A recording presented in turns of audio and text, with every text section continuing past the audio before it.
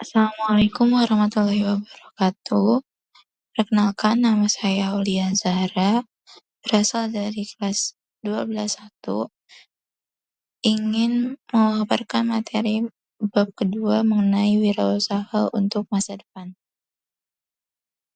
Teks prosedur kompleks adalah teks yang berisi langkah-langkah atau tahapan untuk melakukan sesuatu, baik itu membuat sesuatu menggunakan alat atau melakukan aktivitas tertentu.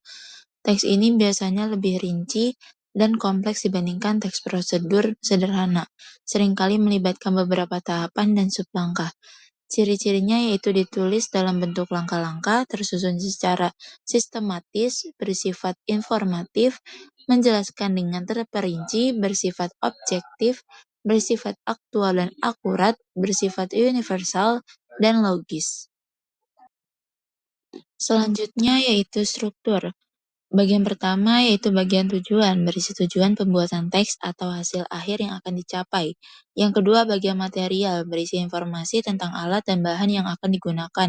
Bagian ini bersifat opsional, tidak semua teks prosedur kompleks memilikinya.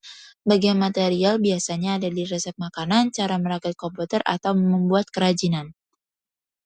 Selanjutnya yaitu bagian langkah pengerjaan, berisi cara-cara yang ditempuh untuk mencapai tujuan.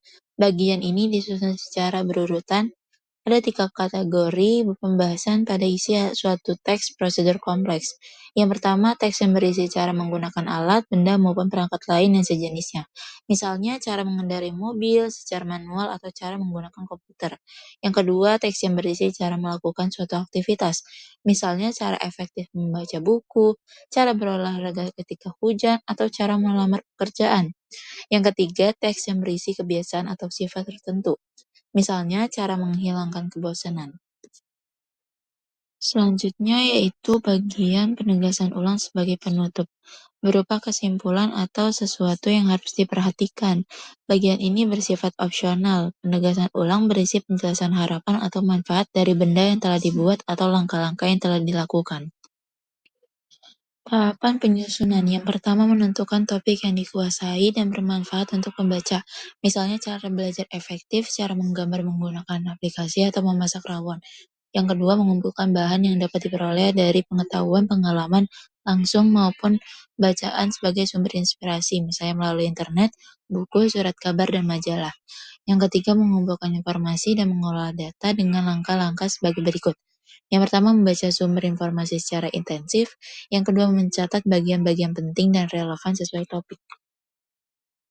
Yang keempat, yaitu menyusun kerangka teks sesuai struktur berdasarkan catatan hal-hal penting. Kerangka dibuat lengkap, sistematis, dan menggunakan pola yang tepat. Misalnya menggunakan pola kronologis atau pola penting dan tidak penting.